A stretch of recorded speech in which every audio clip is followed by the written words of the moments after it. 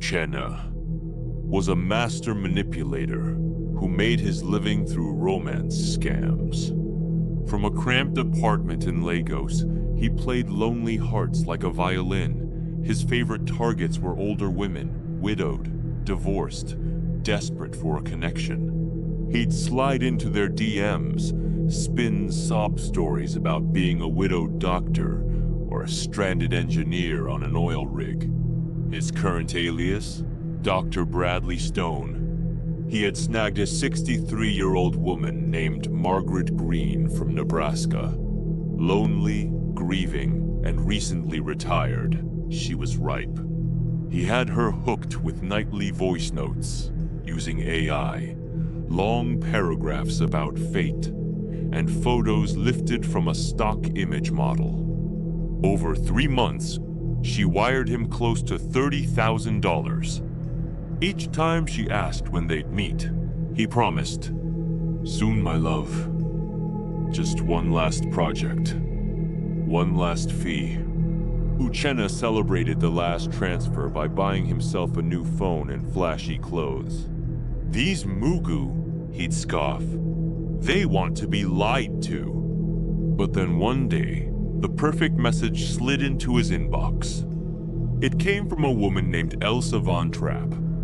Blonde, stunning, and wealthy by all signs. She said she found his fake profile on a widow's support group. She said she felt a connection immediately. Uchenna couldn't believe his luck. Elsa Von Trapp had wired him $23,000. No hesitation, no questions. A lonely widow with money to burn the perfect victim.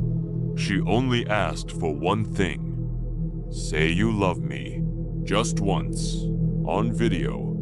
I need to believe it again." He thought it was strange, but he played the role. "Elsa, my darling, I love you. With all my heart," he said, holding a cardboard sign with her name scrawled in red marker. She replied with a heart emoji, then disappeared. Blocked him. Ghosted. Gone. "Don't matter, I have the cash," he said. He hit the streets of Lagos with swagger, bought a gold chain, treated himself to steak and fine wine. He even tossed some bills at strangers to show off. But things started happening. The steakhouse caught fire an hour after he left. No survivors. The man he gave a few naira to was hit by a motorcycle the next day. The jeweler who sold him the gold chain was found floating in the canal, his eyes missing. Uchenna felt the fear creeping in. He tried to shake it off. Coincidence, he told himself. But with every dollar spent, something died. A pet, a bird falling from the sky, a neighbor collapsing in the street, always within hours. He tried returning the chain. The shop was gone.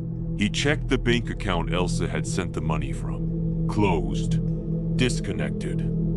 Then he opened the envelope where he had stashed the last few notes and found a small slip of paper tucked inside. It read, 22,999 deaths, 1 remaining. Uchenna froze. That was the exact amount she had sent him. $1 left. He stared at it for days, terrified. But fear turned to desperation. He was broke again, and hungry. One night, unable to take it anymore, he used the final dollar to buy a loaf of bread from a street vendor. He took a single bite. His chest clenched. His hands went cold. He stumbled into an alley, gasping, scratching at his skin as if something inside was trying to claw its way out. And then, silent. Uchenna collapsed face first into the dirt, eyes wide, mouth still chewing. Dead. 2 weeks later, in a rundown flat in Budapest, scammer Laszlo Varga lit a cigarette with shaky fingers. He'd just finished sweet-talking a retiree from Ohio into wiring him $3,000. Easy work. He was good at pretending to care. He refreshed his burner inbox and saw a new message request. From Elsa Von Trapp. Subject: I think I found someone I can trust again. She was gorgeous, elegant, said she'd lost her husband in a fire and was looking for companionship. I have money, her second message read, but I've given too much to the wrong people. I just want to feel safe again. Laszlo smiled. He replied instantly. Within minutes, she sent him a transfer confirmation. $23,000. When he opened the bank app to confirm, the number was there, and his room suddenly felt colder. The lights dimmed just slightly. He went to Elsa's profile to see more pictures. Only now, the image flickered. For half a second, it wasn't her face. It was a dead man's face. It was Uchena's face. Rotting, mouth forced into a grin, head slightly tilted like a marionette. Then the picture blinked back to Elsa's smiling face. A new message arrived. Will you love me back, Laszlo? Like he did, another message followed, typed slowly. Deliberately, every dollar is a heartbeat, and you've just spent your first. Laszlo's cigarette went out. The walls seemed to breathe. His phone vibrated with a final message. One line. No name attached. Love is the one scam you don't walk away from. It had been 3 days since Elsa Von Trapp wired Laszlo $23,000. He hadn't spent a cent since her last message. Every dollar is a heartbeat, and you've just spent your first. Laszlo barely slept. He unplugged his modem, threw his phone out the window, even tried burning his laptop. But when he smashed it with a hammer, the screen didn't crack, it turned on. By itself. A white screen. One sentence. You owe me now. That night, his nose began to bleed. He vomited once, then again the second time. Something small and black wriggled out of his mouth before vanishing under the fridge. By the 5th day, he tried giving the money away. He handed out bills on the street, donated to a church, flushed hundreds down the toilet. But the account always refilled itself by midnight. 23,000. Exactly. He went to a bank to close it. The teller smiled oddly and said, Your heartbeat account cannot be closed, sir. Would you like to hear your balance aloud? He ran. That night, Elsa messaged him again, even though he had no phone, no laptop, no Wi-Fi. She appeared in his bathroom mirror. Not a reflection, just standing behind him, whispering, I forgive you, she said sweetly, but forgiveness comes with a cost. The next morning, the heartbeat ledger appeared in his mailbox, a physical notebook with his name engraved on the cover. Inside, a list of every scam he'd ever pulled. Names, dates, amounts, and next to each one, a tiny red fingerprint. Laszlo turned to the last page. There was only one line. Laszlo Varga pending collection. Desperate, he found a witch, a real one, an old woman with cloudy eyes who never asked how he knew about her. He dropped the ledger on her table. She opened it, flipped through the pages silently, then closed it. Hard. You made a pact you didn't understand, she muttered. You took from something that doesn't forgive. Elsa is not her name. It's just the skin she wears. What is she? Laszlo whispered. The old woman leaned in, voice shaking. She's the soul. Tax collector. She wears grief like perfume and feeds on the guilty. Laszlo asked how to escape. The witch shook her head. You can't? But after a long silence, she added, "There's one thing you can do. Spend the money, all of it, and accept what comes. If I don't, you'll still pay, just slower." On the 7th day, Laszlo snapped. He took the entire cursed sum to a nightclub, paid for everyone's drinks, stuffed bills into strangers' pockets, rented a suite, and threw cash out the window. People celebrated, then screamed. A man collapsed on the dance floor. A woman in the hallway clawed her own eyes out. A bartender bled from his ears. By morning, the money was gone. All of it.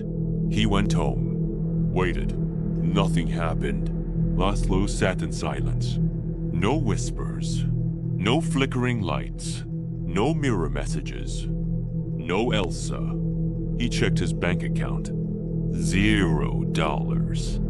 Finally, he waited for hours, then fell asleep in his chair, convinced it was over. The next morning, Laszlo awoke to sunshine filtering through his window. Birds outside. The city bustling like normal. He laughed. He actually laughed. He checked the mirror. It was his face. He made coffee. Opened his laptop. Still normal. No messages. No Elsa. He went outside for the first time in a week. Breathed the fresh air. Saturday at a cafe. Spoke to the waitress without stammering. For the first time in years, he felt real. Free. When the waitress brought the bill, he reached into his coat pocket, already rehearsing how to politely ask if he could pay later. But inside was an envelope. He hadn't brought an envelope. He opened it. Inside were 3 fresh bills, crisp, cold, marked with faint red fingerprints, and a handwritten note. "Tip your waitress. The game never ends." His hands trembled. He looked up. The waitress was standing still now, staring, not blinking. Her mouth was smiling, but her eyes were glassy and wet, like something behind them was watching him through her. Then, in unison, every screen in the cafe, the TVs, phones, even an old neon menu board flickered once and displayed the same message. "You spent the money. You fed the machine. Now you are part of it." Laszlo staggered back, knocking over his chair.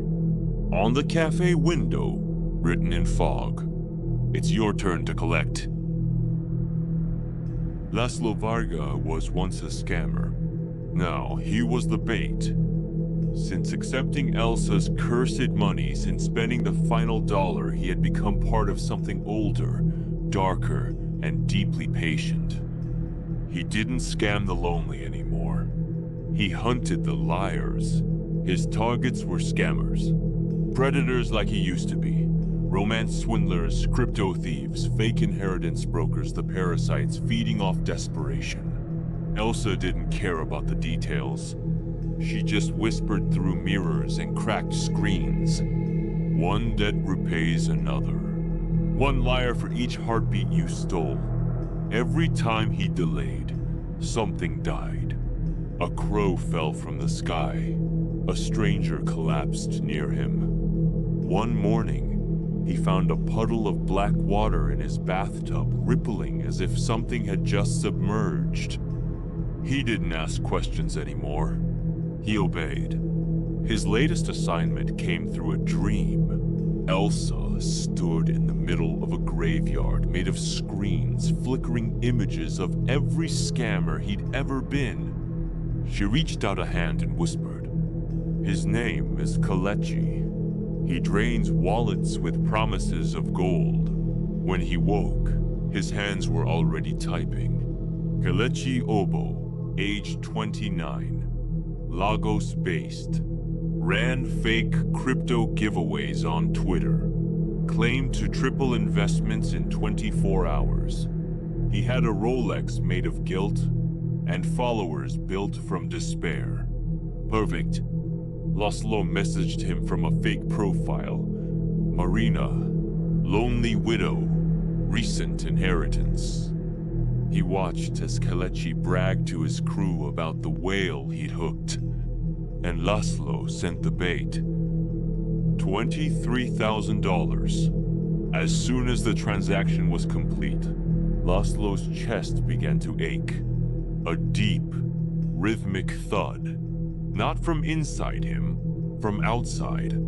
The echo of another countdown. Across the ocean, Kelechi celebrated with champagne. He posted motivational quotes. He DM'd another victim. Then, things started happening. A shadow followed him in reflections. His phone vibrated, even went off. Then he received a message. "Do you love me?" From a contact called Elsa V. No profile picture. He laughed and blocked it, but the message reappeared, etched into his wallet app, carved into his mirror, whispered through his earbuds. "You took a heartbeat. Now you owe one." Kelechi blew through the entire $23,000 in one reckless move, a muscle car he didn't need.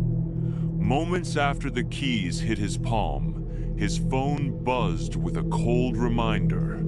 Balance, $0. That night, Kelechi didn't just die. He saw the faces of the people he'd scammed, one by one, staring at him from the shadows, whispering what he'd cost them. Laszlo watched it all from afar. He saw the signs, the phone overheating, the red fingerprint on Kelechi's ATM card, the way shadows in his room started to breathe.